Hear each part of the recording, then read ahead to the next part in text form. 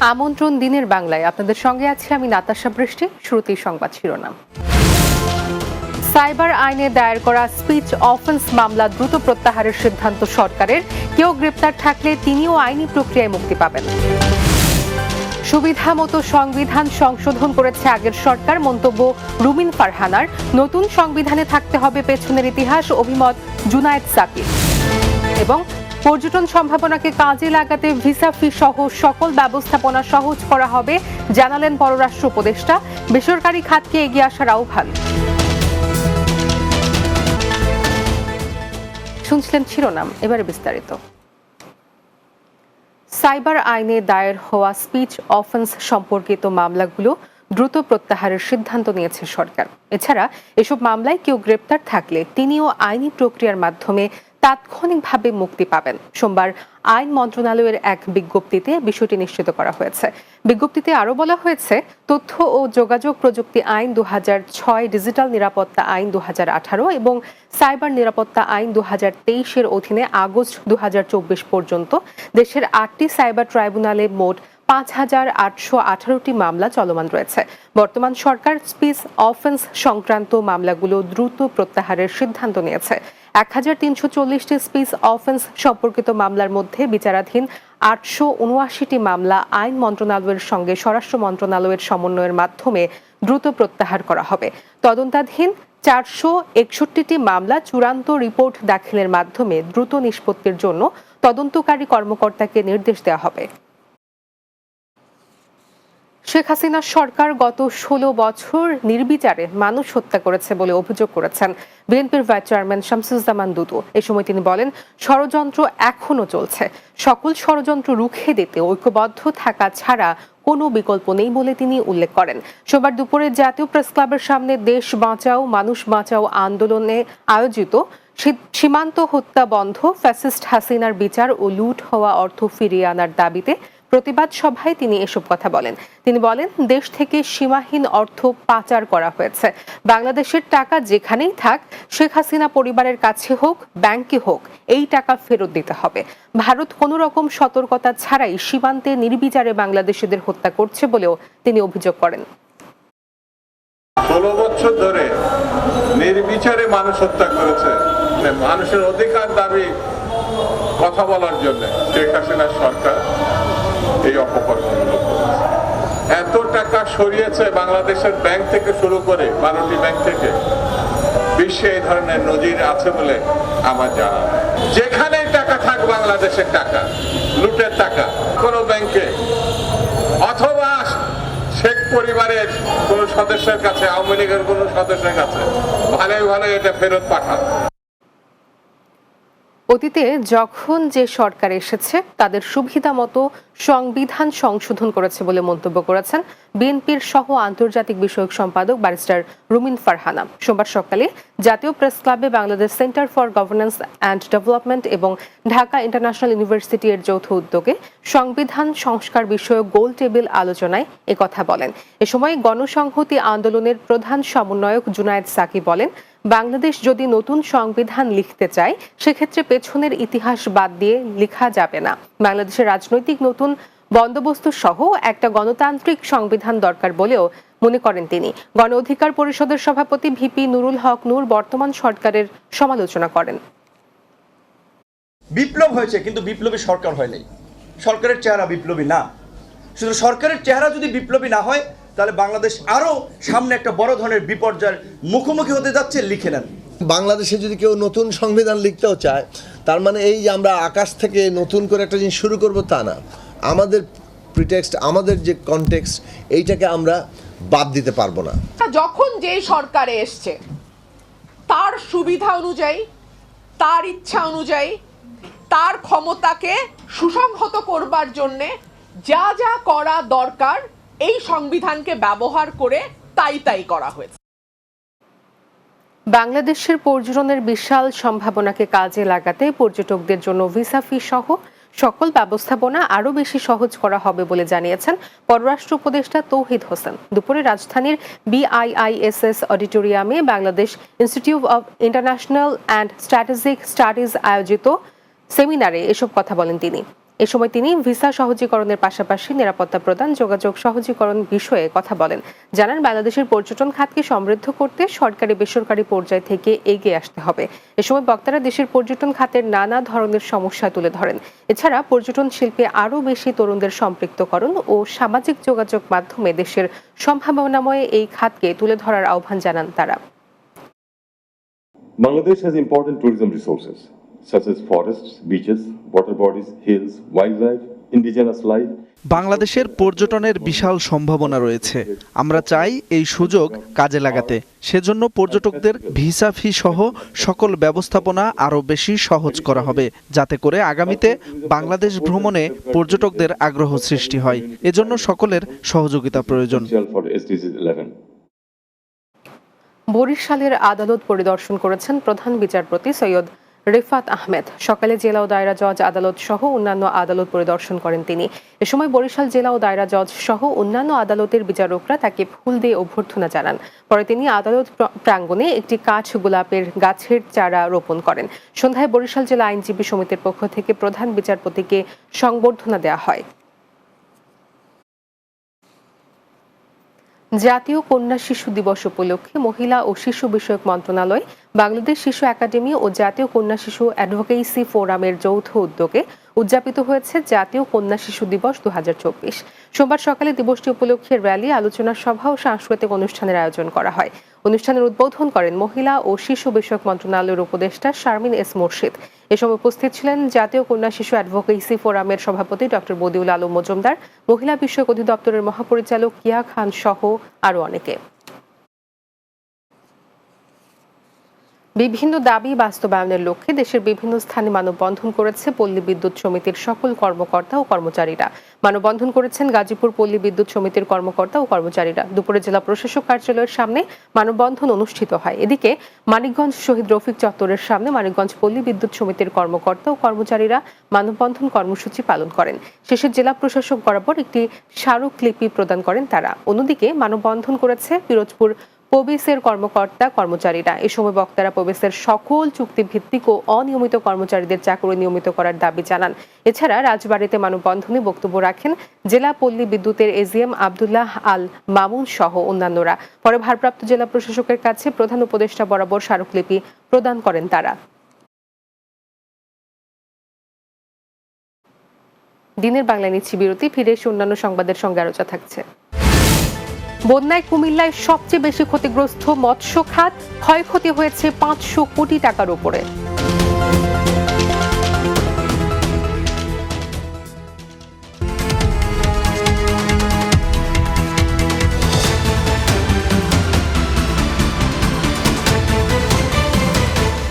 দেখছেন দিনের বাংলা, স্বাগত আরও একবার।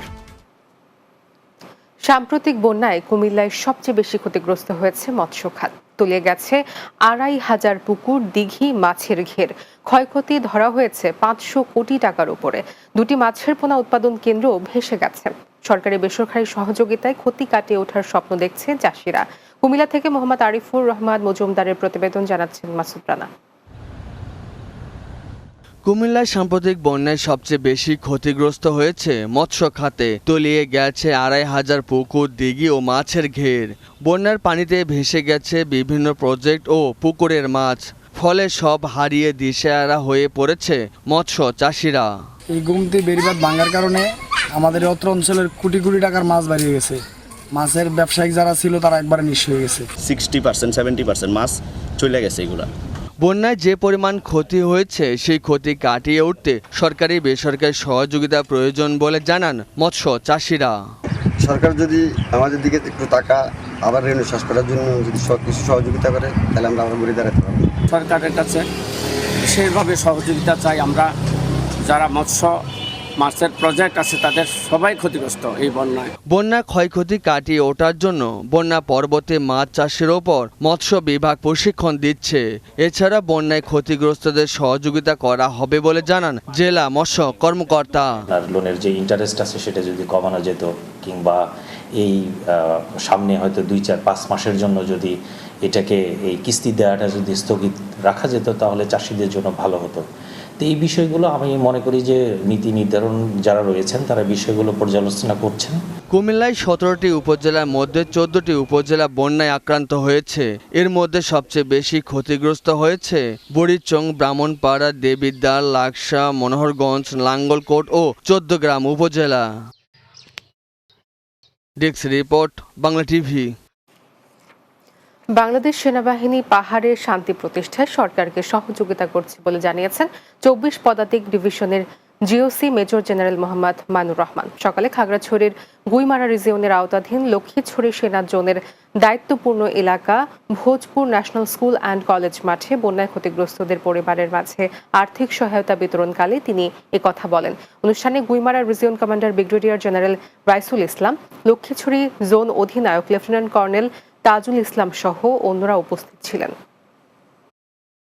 কোনো জায়গাতে ডিপ টিউবওয়েল নষ্ট হয়ে গেছে বা কোনো জায়গাতে কিছু স্যানিটারি টয়লেট করতে হবে, এরকম কিছু বিষয় থাকে যেটাতে সমাজের উপকার হয়, মানুষ সামষ্টিকভাবে একজনের জন্য না সবার জন্য একটা উপকার করার বিষয় থাকতে পারে। তো আমরা প্রশাসনকে সহায়তা করার জন্যই এসেছি, এক্ষেত্রে আমরা সহায়তা করব। খুলনা সাতক্ষীরা মহাসড়কে ট্রাকের ধাক্কায় ফারজানা ইয়াসমিন নামে এক নারী পুলিশ কনস্টেবল নিহত হয়েছেন। রোববার রাতে ডুমুরিয়া উপজেলার গুটুদিয়া এলাকায় এই দুর্ঘটনা ঘটে।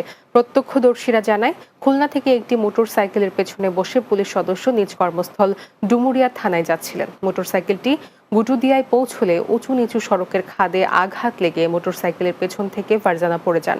এ সময় পেছন থেকে দ্রুতগামী একটি ট্রাক তাকে চাপা দিলে ঘটনাস্থলে তিনি মারা যান। বিএনপির ভারপ্রাপ্ত চেয়ারম্যান তারেক রহমানের বিরুদ্ধে সকল মামলা দ্রুত প্রত্যাহারের দাবিতে হবিগঞ্জের মাধবপুর উপজেলা বিএনপি ও অঙ্গ সংগঠনের উদ্যোগে গণসমাবেশ অনুষ্ঠিত হয়েছে। মাধবপুর ট্রাক স্ট্যান্ডে উপজেলা বিএনপির সভাপতি শামসুল ইসলাম কামালের সভাপতিত্বে গণসমাবেশের আয়োজন করা হয়।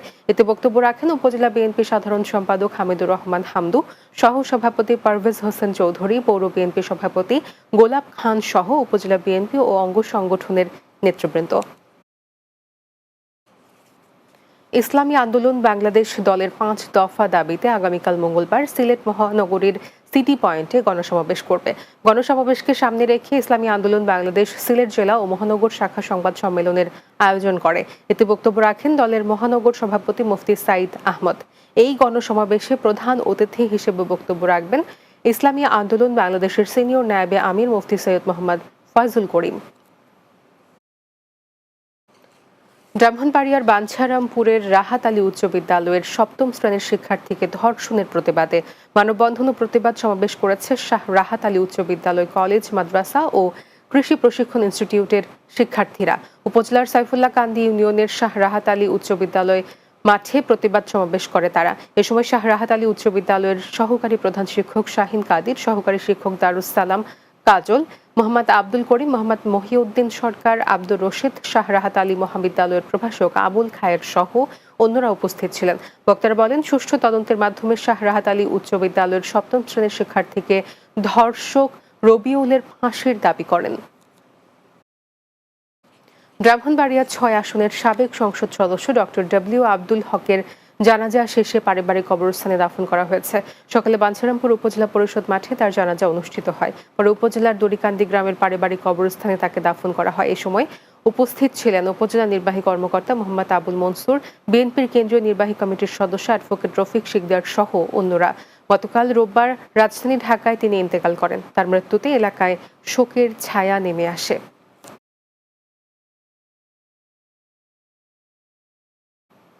দিনের বাংলায় নিচ্ছে আরও একটি বিরতি, ফিরছি কিছুক্ষণ পরেই।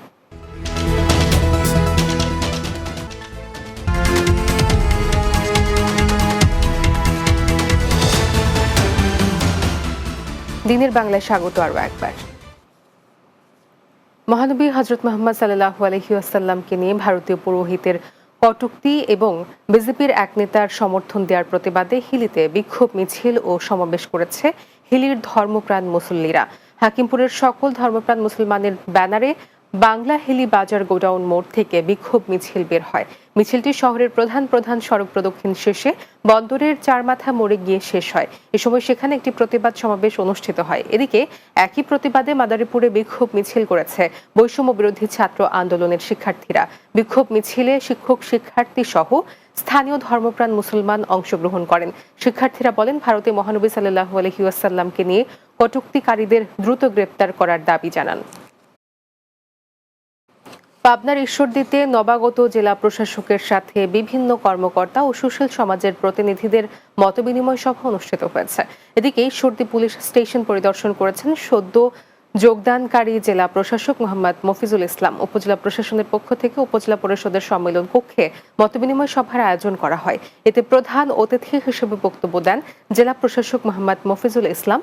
উপজেলা নির্বাহী অফিসার সুবীর কুমার দাসের সভাপতিত্বে এ সময় বক্তব্য রাখেন ঈশ্বরদী থানার অফিসার ইনচার্জ শহীদুল ইসলাম, জামায়াতের জেলা আমির আবু তাহের মণ্ডল, ঈশ্বরদী উপজেলা প্রেস ক্লাবের সভাপতি তৌহিদ আক্তার পান্না সহ অন্যরা। অনুষ্ঠানে প্রধান অতিথি ক্ষুদ্র নিগোষ্ঠীর শিক্ষার্থীদের মধ্যে উপবৃত্তির অর্থ প্রদান করেন। আসন্ন শারদীয় দুর্গাপূজা সুষ্ঠু ও সুন্দরভাবে উদযাপনের লক্ষ্যে বান্দরবান জেলা প্রশাসনের পক্ষ থেকে প্রস্তুতিমূলক সভা অনুষ্ঠিত হয়েছে। বান্দরবান জেলা প্রশাসনের আয়োজনে জেলা প্রশাসকের কার্যালয়ের সামনে জেলা প্রশাসকের কার্যালয়ের সম্মেলন কক্ষে এই সভা অনুষ্ঠিত হয়। জেলা প্রশাসক শাহ মুজাহিদ উদ্দিনের সভাপতিত্বে এ সময় উপস্থিত ছিলেন অতিরিক্ত জেলা প্রশাসক উম্মে কুলসুম, অতিরিক্ত পুলিশ সুপার হোসেন মোহাম্মদ রায়হান কাজেমি, বান্দরবান সার্বজনীন শ্রী শ্রী সার্বজনীন কেন্দ্রীয় দুর্গা মন্দিরের সভাপতি নিখিল কান্তি দাস সহ অন্যরা। এবারে চট্টগ্রাম সংবাদ।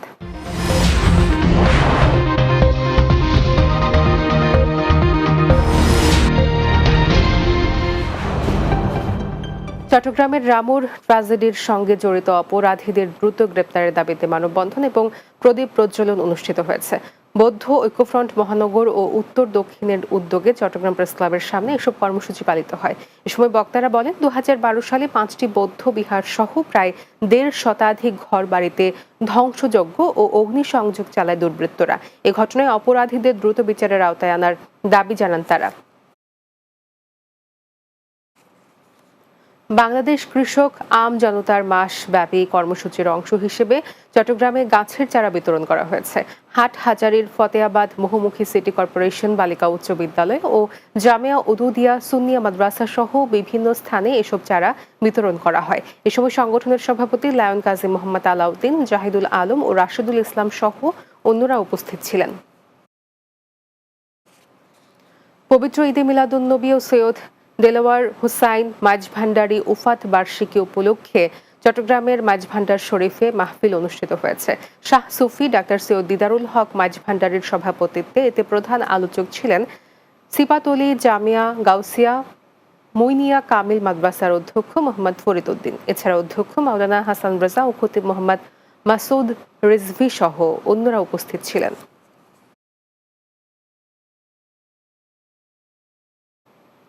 শেষ করব দিনের বাংলা। যাওয়ার আগে শিরোনামগুলো জানিয়ে দিচ্ছি আরো একবার। সাইবার আইনে দায়ের করা স্পিচ অফেন্স মামলা দ্রুত প্রত্যাহারের সিদ্ধান্ত সরকারের। কেউ গ্রেপ্তার থাকলে তিনিও আইনি প্রক্রিয়ায় মুক্তি পাবেন। সুবিধা মতো সংবিধান সংশোধন করেছে আগের সরকার, মন্তব্য রুমিন ফারহানার। নতুন সংবিধানে থাকতে হবে পেছনের ইতিহাস, অভিমত জুনায়েদ সাকিব।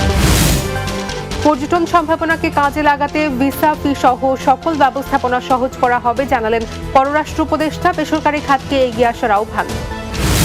এবং বন্যায় কুমিল্লায় সবচেয়ে বেশি ক্ষতিগ্রস্ত মৎস্য খাত, ক্ষয়ক্ষতি হয়েছে 500 কোটি টাকার উপরে।